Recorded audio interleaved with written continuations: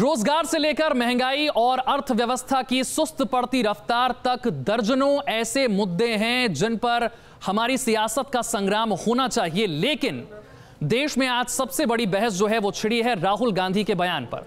California में अचानक जाग गए और पीएम मोदी के न्यू इंडिया में उन्हें खोट दिखने लगी। फिर राहुल ने नफरत, हिंसा और ध्रुवीकरण की राजनीति से लेकर मोदी सरकार की कश्मीर नीति तक ढेरों सवाल दाग दिए। इस बयान पर घमासान आपको दिखाएं, उससे पहले राहुल गांधी की पूरी बात सुनते हैं। Hatred, anger and violence and the politics of polarization which has raised its ugly head in India today. Violence and hatred distract people from the task at hand. Liberal journalists being shot, people being lynched because they are Dalits, Muslims killed on suspicion of eating beef. This is new in India and damages India very badly. In 2004, terrorism was rampant in Jammu and Kashmir. By the time we finished, in 2013, I went back and I hugged the Prime Minister. In 2013, we had basically broken the back of terrorism in Kashmir into the political process. And the day Mr. Narendra Modi made an alliance between the PDP and the BJP, he destroyed the PDP as an instrument that could bring youngsters into the political system. And the day he did that, he massively opened up space for the terrorists in Kashmir, and they came in. And you saw a massive increase in violence. Actually, most parties in India have that problem. So don't give us stick, because Mr. Akhilesh Yadav is a dynast, Mr. Stalin is a dynast, Mr. Dhummal's son is a dynast. So, you know, even Abhishek Bachchan is a dynast. I mean, that's how India runs. So I mean, don't get after me, because that's how the entire country is running. तो सुना आपने, राहुल गांधी में अचानक जागृति आ जाती है और इस बार वो जागे अमेरिका की धरती पर। 2 हफ्ते के अमेरिकी दौरे पर राहुल ने वंशवाद का बचाव भी किया, मोदी सरकार पर सवाल भी दागे। राहुल के बयानों की तासीर ही गर्म थी, सो सियासत की हांडी में अचानक गर्मी आ गई। कांग्रेस और बीजेपी में वार पलटवार का दौर शुरू हो गया। विदेश में राहुल का ज्ञान बीजेपी को देश का अपमान लगा, तो राहुल पर उठ रहे सवालों से कांग्रेस भी तिलमिला गई। एक बयान पर मच गया घमासान, राहुल के बोल पर मच गया बवाल। बयानों के पंख लगाए अमेरिका से एक ऐसी बयार चली कि हिंदुस्तान की सियासत में सारे मुद्दे गौण हो गए और कांग्रेस उपाध्यक्ष राहुल गांधी सियासत के सेंटर में आ गए। मोदी सरकार पर राहुल का वार बीजेपी को हिला गया, सो मोर्चा खोला स्मृति ईरानी ने और फिर तो वार पलटवार का सिलसिला शुरू हो गया। देश ये भी जानता है कि उन्हें इस बात की प्रोप्राइटी का एहसास नहीं है कि अपने देश के बारे में निंदा करना अंतर्राष्ट्रीय स्तर पर कितना उचित कितना अनुचित है।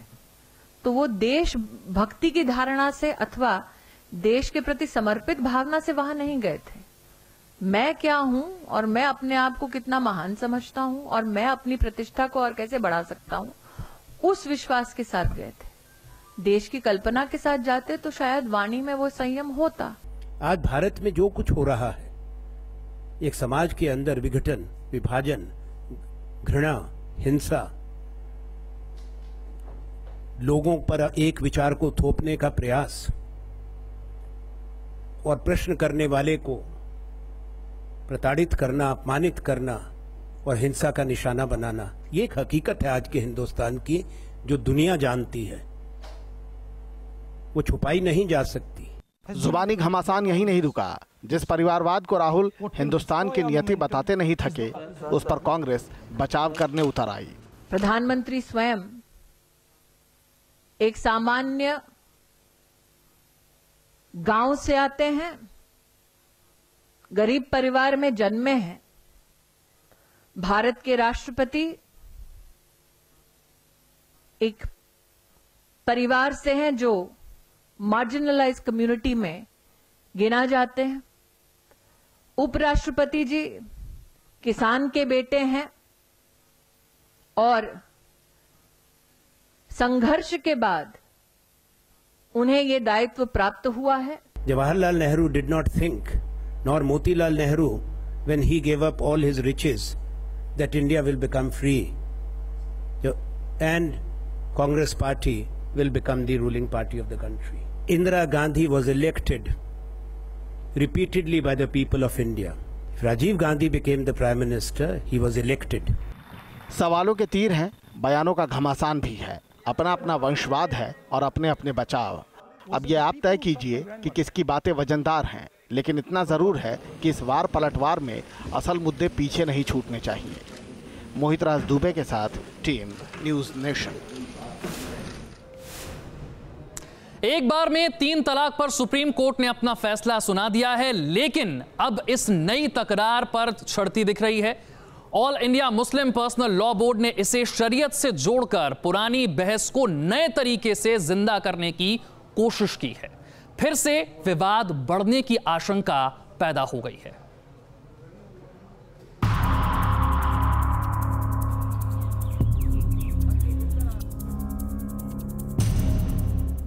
तीन तलाक पर सुप्रीम कोर्ट रोक लगा चुका है। कोर्ट के इस फैसले का जहां एक तरफ कई मुस्लिम महिलाओं ने समर्थन किया है, तो मुस्लिम समाज के कुछ लोग ऐसे भी हैं जो 3 तलाक को शरीयत से जोड़कर फैसले के खिलाफ आवाज उठा रहे हैं। 3 तलाक के मुद्दे पर भोपाल में all India Muslim personal law board की बैठक हुई।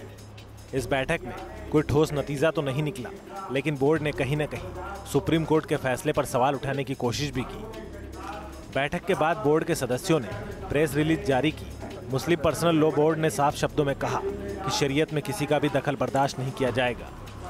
जो रिलीजियस टेक्स्ट है, जो ट्रिपल डाइवोर्स का लॉ है शरीयत का, वो जो सुन्नी मसलक के चारों अइम्मा हैं, उनके अक़वाल जो बेस्ड हैं हदीस और कुरान पर, और फिर उसके बाद इज्मा और क़यास उसमें आता है, वो बोर्ड उसको स्टैंड करता है उन चीज़ों से।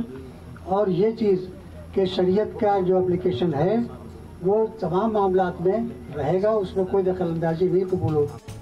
वहीं मुस्लिम पर्सनल लॉ बोर्ड के सदस्य कमाल फारूकी का कहना है कि 3 तलाक मुस्लिमों का मूलभूत अधिकार है। बोर्ड का मानना है कि शरिया के अनुसार तलाक बिद्दत पाप है, लेकिन मान्य है। सवाल है कि क्या मुस्लिम पर्सनल लॉ बोर्ड इस देश के संविधान से ऊपर है? क्या शरीयत देश के कानून से ऊपर है?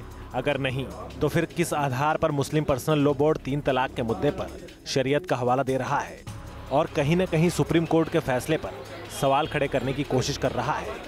एक तरफ बोर्ड ने अदालत के फैसले का सम्मान किया, तो वहीं सरकार की तरफ से इसे अपने निजी मामलात में दखलंदाजी बताया। हालांकि बार बार पूछने पर भी बोर्ड के मेंबर ये साफ नहीं कर पाए कि दरअसल ट्रिपल तलाक को लेकर मुस्लिम समुदाय के लिए उनका संदेश क्या है। वीडियो जर्नलिस्ट अभय के साथ नीरज श्रीवास्तव, न्यूज़ नेशन, भोपाल। अलीगढ़ में आज कॉलेज बिल्डिंग के लोकार्पण के मौके पर 2 सांसदों के बीच तीखी जुबानी जंग देखने को मिली। दिलचस्प बात यह थी कि दोनों ही सांसद सत्तारूढ़ बीजेपी के थे, लेकिन एक दूसरे पर कटाक्ष करने में कोई पीछे नहीं रहा। एक तरफ थे एटा से सांसद राजवीर सिंह, जिन्होंने नकल को लेकर अलीगढ़ के सांसद सतीश गौतम पर व्यंग किया, तो सांसद सतीश गौतम ने भी कैसे करारा जवाब दिया, देखिए। बहुत लोग तो डीएस कॉलेज में एडमिशन इसलिए नहीं लेते कि वो फेल हो जाते हैं, और फेल इसलिए हो जाते हैं कि उन्हें नकल की कहीं भी उनमें दिखाई नहीं देती। 3 कॉलेज मेरी नॉलेज में, एक हरदोगंज में है, एक अतौली में केम इंटर कॉलेज है, और अलीगढ़ के अंदर डीएस कॉलेज है। यहाँ आज भी स्कूल की इतनी मान्यता है कि यहाँ कहीं भी नकल नहीं होती। मैं प्रशासन को, यहाँ के प्राचार्य महोदय को बधाई देना चाहता हूँ। सतीश जी हंस रहे हैं, शायद इनको पाला नहीं पड़ा इस कॉलेज से, ऐसा लगता है। और अगर सतीश जी आप यहाँ से पढ़े होते तो शायद इतने नहीं पढ़े होते जितने आप पढ़े लिखे होंगे। अभी भैया जी ने कहा था कि सांसद सतीश गौतम को मौका नहीं मिला। मैं बताना चाहता हूं भैया जी मैं बाबूजी कल्याण सिंह मुख्यमंत्री जी के रहते हुए 10वीं पास करी थी। लोग स्कूल और कॉलेज छोड़ जाते थे, तब का 10वीं पास हूँ। तब का लोग जेल चले जाते थे, शिक्षक नहीं, जो विद्यार्थी और शिक्षक सब जेल चले जाते थे। मुझे गर्व है जिनकी बदौलत में आज यहाँ पर सांसद हूँ, उनकी परिवार की, बाबूजी की बदौलत, और उन्हीं की बदौलत मैं 10वीं में 68% मार्क्स लाया था जब लोग कॉलेज खाली हो गए थे। और आइए अब आपको दिखाते हैं दरकते पहाड़ की लाइव तस्वीरें। ये तस्वीरें जम्मू कश्मीर के रामबन की हैं। देखते ही देखते यहां पहाड़ का मलबा सड़कों पर आ गिरा, जिससे जम्मू श्रीनगर हाईवे ठप हो गया। भारी भूस्खलन से रामबन बनिहाल राष्ट्रीय राजमार्ग पर आवाजाही ठप है, जिससे सैलानियों को परेशानी उठानी पड़ रही है। रास्ते को साफ करने का काम शुरू हो चुका है, लेकिन आवाजाही शुरू होने में अभी थोड़ा वक्त और लगेगा।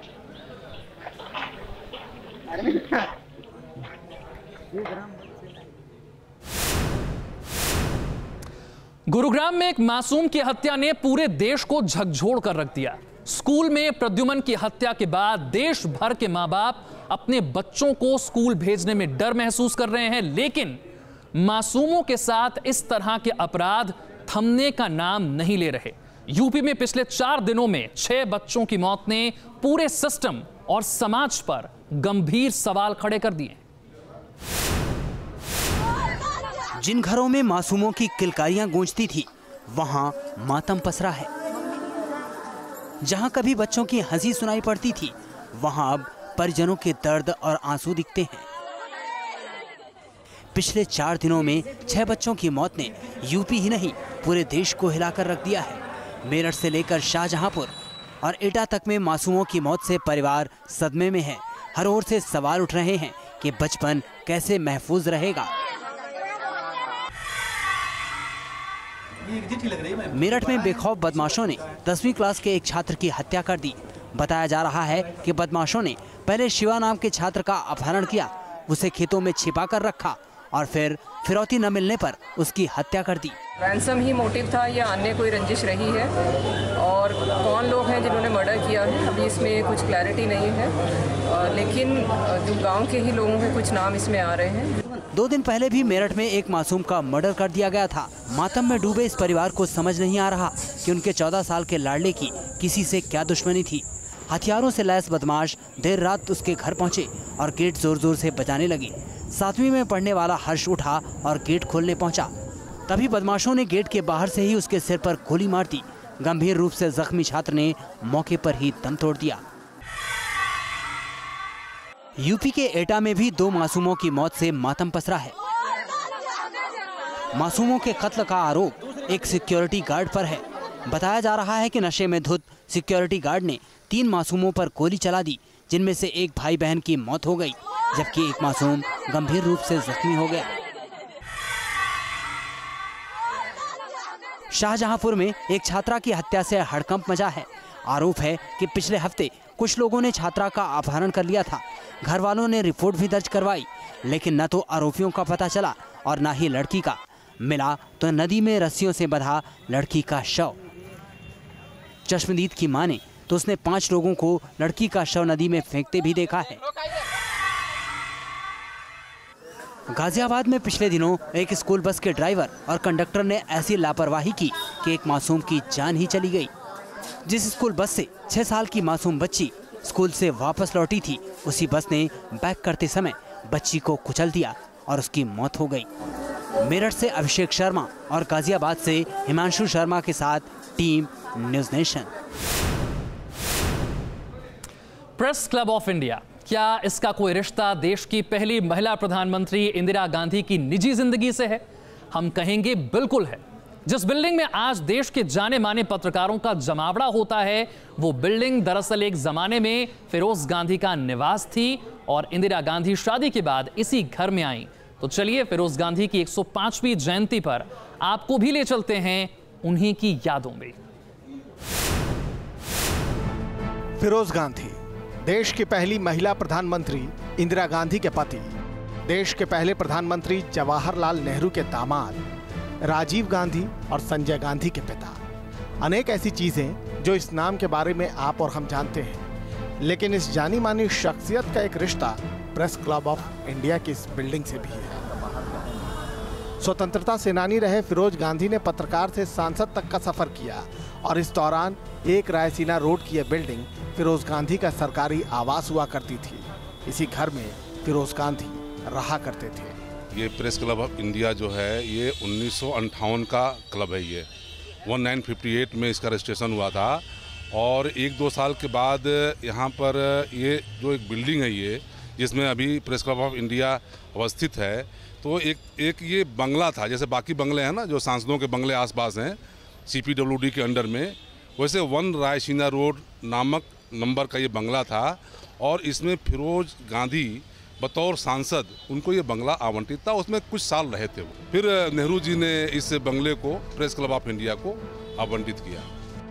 आज यहाँ फिरोज और इंदिरा गांधी से जुड़ी वैसी कोई यादें तो नहीं, लेकिन इतिहास के पन्नों में यह जरूर दर्ज है कि यह क्लब कभी एक घर था देश की पहली महिला प्रधानमंत्री का। फिरोज गांधी की पहचान एक पत्रकार के रूप में, एक राजनेता के रूप में थी। वो संसद के सक्रिय सदस्य रहे। जिस दौरान वो सांसद थे, यही बंगला जो रायसीना रोड पर स्थित है उन्हें अलॉट किया गया था और इस बंगले में इंदिरा गांधी और फिरोज गांधी रहा करते थे। आपको बता दें कि वर्तमान में ये जो बिल्डिंग है वो पूरी तरीके से प्रेस क्लब ऑफ इंडिया को हैंडओवर कर दी गई। पंडित जवाहरलाल नेहरू ने इसे प्रेस क्लब ऑफ इंडिया को दे दिया। लेकिन इससे पहले ये फिरोज गांधी का सरकारी आवास हुआ करता था। फिरोज गांधी इंदिरा गांधी के साथ यहाँ पर रहते थे। 1960 में उनका निधन हो गया। इंदिरा गांधी के प्रधानमंत्री बनने से पहले उनका निधन हो गया। भारतीय राजनीति में बहुत कम ऐसे शख्स होते हैं जिनके ससुर प्रधानमंत्री हों, आगे चलकर जिनकी पत्नी भारत की प्रधानमंत्री बनी हो और उनका बेटा भी भारत का प्रधानमंत्री बना हो। उनके परिवार के आज भी लोग सक्रिय राजनीति में हैं। राहुल गांधी कांग्रेस पार्टी के उपाध्यक्ष हैं, तो मेनका गांधी मोदी कैबिनेट में मंत्री हैं और उनके बेटे वरुण गांधी आज सांसद हैं। तो इस प्रेस क्लब ऑफ इंडिया से कई ऐसी चीज़ें जुड़ी हुई हैं जो फिरोज गांधी के जीवन से जुड़ती हैं और फिरोज गांधी यहीं रहा करते थे जब वो सांसद हुआ करते थे और इसे वर्तमान में प्रेस क्लब ऑफ इंडिया को दे दिया गया है और इस प्रेस क्लब ऑफ इंडिया से फिरोज गांधी की कई अहम यादें जुड़ी हुई हैं। वीडियो जर्नलिस्ट अतुल के साथ रविकांत राय, न्यूज़ नेशन, दिल्ली। आगे बढ़ते हैं। प्रद्युमन मर्डर केस में आज कई अहम खुलासे हुए हैं। प्रद्युमन की पोस्टमार्टम रिपोर्ट से कई अहम जानकारियां भी सामने आई हैं। क्या जानकारियां हैं वो आपको दिखाते हैं। इस बीच प्रद्युम्न की पोस्टमार्टम रिपोर्ट आ गई है जिसमें कई अहम खुलासे हुए हैं। पोस्टमार्टम करने वाले बोर्ड के सदस्य डॉक्टर दीपक माथुर ने न्यूज़ नेशन को बताया कि प्रद्युम्न के ऊपर बाथरूम के अंदर लगातार 2 बार वार किया गया, जिसकी वजह से उसके गले की नली कट गई। उसमें 2 एक्सटर्नल इंजरीज हैं। गले पे 2 कट के निशान हैं। एक थोड़ा हल्का है, सुपरफिशियल है और दूसरा गहरा कट है जिससे उसकी मौत हुई है। मासूम के साथ दुष्कर्म की बात को लेकर कई तरह की थ्योरी सामने आ रही है, लेकिन डॉक्टर माथुर के मुताबिक कुछ सैंपल की जांच होना अभी बाकी है, जिसके बाद ही ये साफ हो पाएगा कि क्या मासूम प्रद्युम्न के साथ दुराचार भी किया गया। जबरदस्ती पकड़ के अगर नहीं, सेक्सुअल असॉल्ट की पॉसिबिलिटी बॉडी पे कोई फाइंडिंग्स नहीं है। ऐसी बॉडी पे कोई ऐसी फाइंडिंग नहीं है। सैंपल का स्वाब जो लिए हैं उससे कंफर्मेशन आता है, वो एक अलग बात है। लैब में जाएगा, उसकी रिपोर्ट अवेटेड है। इस बीच मर्डर केस में आरोपी कंडक्टर अशोक के साथ बस चलाने वाला ड्राइवर सौरभ आज मीडिया के सामने आया। ड्राइवर ने न्यूज़ नेशन पर बताया कि घटना के बाद जब स्कूल में चीख पुकार मची थी, उस समय कंडक्टर खून से लथपथ था। जब ऑफिस के वहाँ से चीख पुकार होती है तो हम उस तरफ भागते। कितने बजे चीख पुकार होती है? सर ये टाइम फिक्स तो नहीं पता कि करीब 8-5 या 8 का ऐसे कुछ टाइम का था। और उसके बाद जब हम देखते हैं तो जो मेरा अशोक कंडक्टर है वो पूरा सिर से लेकर पाँव तक खून में नहाया हुआ होता है। उसके हाथ में कुछ था? नहीं, उसके हाथ में कुछ नहीं था, खाली हाथ था वो। पोस्टमार्टम की रिपोर्ट और ड्राइवर का खुलासा कई सवाल खड़े करता है। क्या स्कूल का मैनेजमेंट जानबूझकर आरोपी कंडक्टर को बचा रहा था? कहीं मासूम की मौत के पीछे और लोग तो नहीं हैं? स्कूल की सुरक्षा व्यवस्था भी सवालों के घेरे में है। इन सवालों के बीच आरोपी कंडक्टर अशोक को आज कोर्ट ने 18 सितंबर तक न्यायिक हिरासत में भेज दिया है, लेकिन मासूम प्रद्युम्न की हत्या और उससे जुड़े सवाल अभी बाकी हैं। गुड़गांव से रिजवान आरिफ और सैयद आमिर हुसैन के साथ टीम न्यूज़ नेशन।